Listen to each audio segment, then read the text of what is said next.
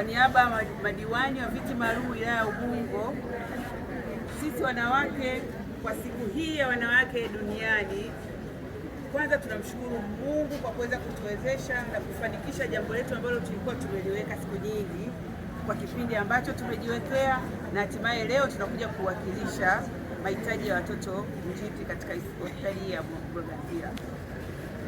Mimi ninaomba kutoa shime kwa wanawake wengine, hii isiwe mwisho, isiwe mwanzo, kwamba haya mahitaji yanahitajika kila siku. Wanawake popote pale walipo wajitolee kuja kutoa misaada hii ambayo ni endelevu. Huu sio msaada tu tungoje siku ya wanawake duniani, hapana, tuwe ni endelevu kwa mahitaji ya hospitali. Kwa majina anaitwa Nancy Neema Mugasa, ni diwani wa viti maalum kutoka wilaya ya Ubungo. Tuko mbele yenu ndugu wananchi, wanachama wa Chama cha Mapinduzi, ikiwa ni siku yetu leo tarehe 5, ni mwendelezo wa siku ya mwanamke duniani ambayo itafanyika tarehe 8 pale katika viwanja vyetu vya Mburahati Barafu. Tuko hapa wadau, waheshimiwa, na tuko na mheshimiwa wetu DC. Tumejumuika kama wanawake, tumeguswa kuja kuwaona watoto ambao ni watoto njiti, tumewaletea mahitaji mbalimbali sisi kama wanawake. Asante Mheshimiwa DC, karibu sana katika hospitali yetu ya Mloganzila ambayo iko ndani ya kata yetu ya Kwembe.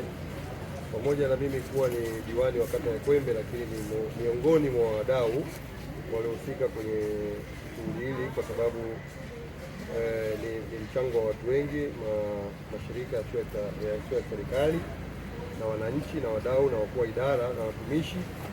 Tuliguswa tukasema tuje hapa hospitali yetu hii ya Mloganzila ili tuweze kuwafikia wenzetu na kuwasaidia wenzetu, kwa sababu pia tumekuwa tukiona matangazo kwamba kuna watu wasio na ndugu, kuna watu wasio na jamaa. Kwa hiyo na sisi kama wadau tukasema basi tukimbilie hapa ili tuweze kuwashika wenzetu mkono katika kupunguza magumu yaliyoko hapa. Karibu sana ndani ya kata yetu ya Kwembe, lakini karibu sana ndani ya hospitali yetu ya Mloganzila. Asante. Naitwa Sofia Shabani Shata, ni mwenyekiti wa maandalizi ya kamati hii ya matendo ya huruma ambao imeandaliwa kushirikiana na kamati nyingine binafsi na viongozi wa serikali wa halmashauri ya manispaa ya Ubungo. Kwa pamoja tumeweza kufanikisha hili jambo. Mimi kama mwenyekiti na kiongozi wa kamati hii, leo hii ndio nimekuja kukabidhi katika hospitali hii ya Mloganzila pamoja na viongozi akiwemo Mheshimiwa Mkuu wa Wilaya Ubungo Albert Msando pamoja na viongozi wote wa halmashauri ya manispaa ya Ubungo. Nini kiliwasukuma mkasema leo mnakuja kukabidhi michango yenu kama zawadi kwa wale ambao wanaugua wako kwenye hospitali hii? Kilichotusukuma hapa ni kutokana na changamoto ambazo zilizokuwepo hapa za watoto ambao wamezaliwa chini ya miezi 9. Wana changamoto nyingi sana ikiwemo pampers, mahitaji mengine pamoja na fedha. Kwa hiyo kama serikali na uongozi wa halmashauri ya manispaa Ubungo wakaamua kujadili pamoja na viongozi, madiwani pamoja na waheshimiwa wengine kwamba katika zoezi hili la maadhimisho ya siku ya mwanamke duniani, basi katika kamati iwepo pia kamati ya matendo ya huruma. Ndio katika kamati zile mie ndio kiongozi na ndio mwenyekiti wa kamati hiyo.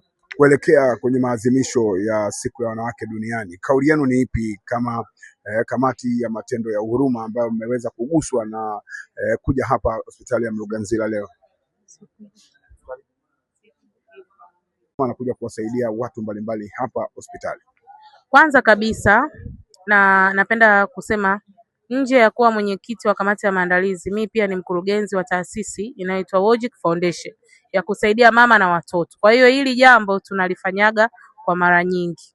Na pia katika swala hili ambalo letufanya tuungane na viongozi waliokuwa katika halmashauri ya manispaa ya Ubungo ni kutokana tumeguswa sisi kama mataasisi binafsi, kwa niaba ya wenzangu tumeguswa na ndio maana tumeamua kufikisha sadaka yetu hii hapa. Kwa hiyo nawapa wito wengine watakaoguswa waweze kufika hapa, kwa sababu watu ambao wazazi tuliona hapa wana mahitaji mengi sana. Kwa hiyo sisi peke yetu hatuwezi kukamilisha, tunategemea nguvu zenu wanajamii muweze kufika hapa na kukamilisha na nyinyi michango yenu. Kwa majina naitwa Asnati Jamson, ni mwanakamati wa matendo ya huruma kwa mwaka 2000 na 2026. Sana sana tumeguswa kwa watu wenye mahitaji maalumu kwa hapa hospitali ya Mloganzila. Tumeweza kuchangia mapampasi, sabuni na vitu mbalimbali. Na kuelekea kwenye maadhimisho ya mwaka 2026 kwa maadhimisho ya mwanamke duniani, mimi kwa wilaya ya Ubungo nimepewa kupata fursa ya kuweza kuwavalisha wamama wa mkoa wa Dar es Salaam designer batiki. Kwa hiyo nashukuru kwa fursa hiyo.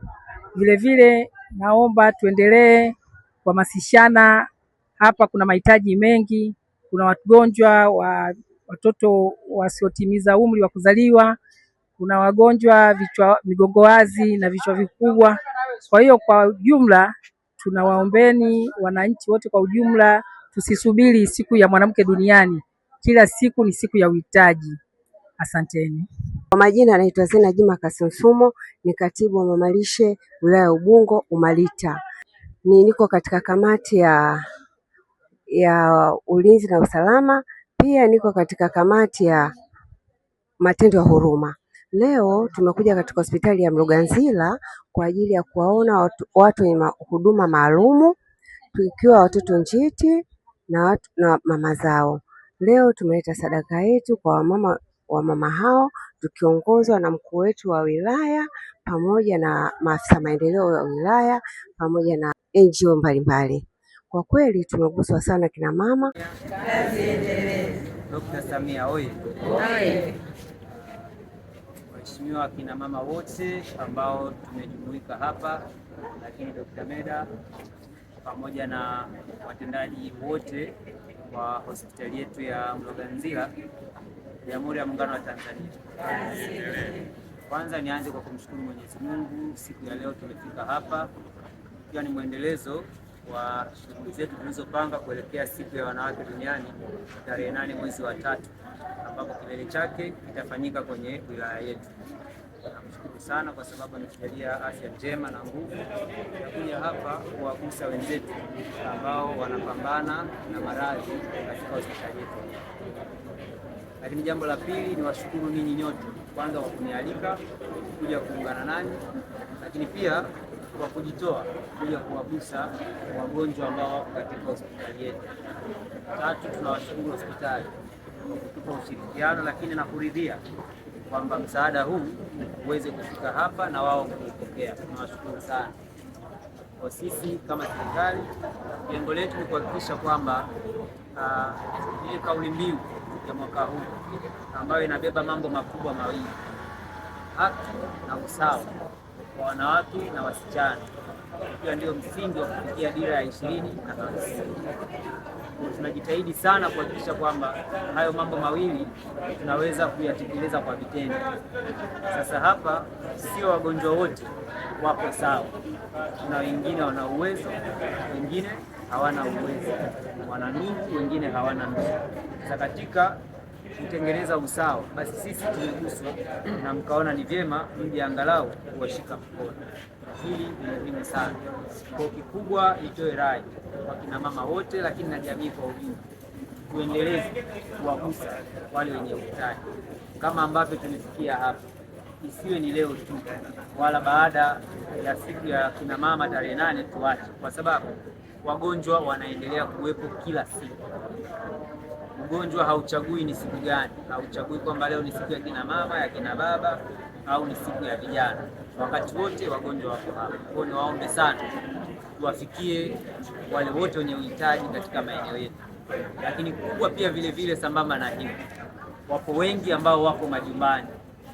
Sio wagonjwa wote wameshafika hospitali. Kuna wengine wamefika hospitali, wamepata matibabu, lakini sasa wanaendelea na matibabu majumbani. Na wenyewe hao pia tuhakikishe tunawafikia kwenye mitaa yetu tunayoishi. Niwaombe sana tujuliane hali, usiende tu kwa sababu wewe una afya njema basi haugusi na wale ambao wanazunguka katika mtaa wako.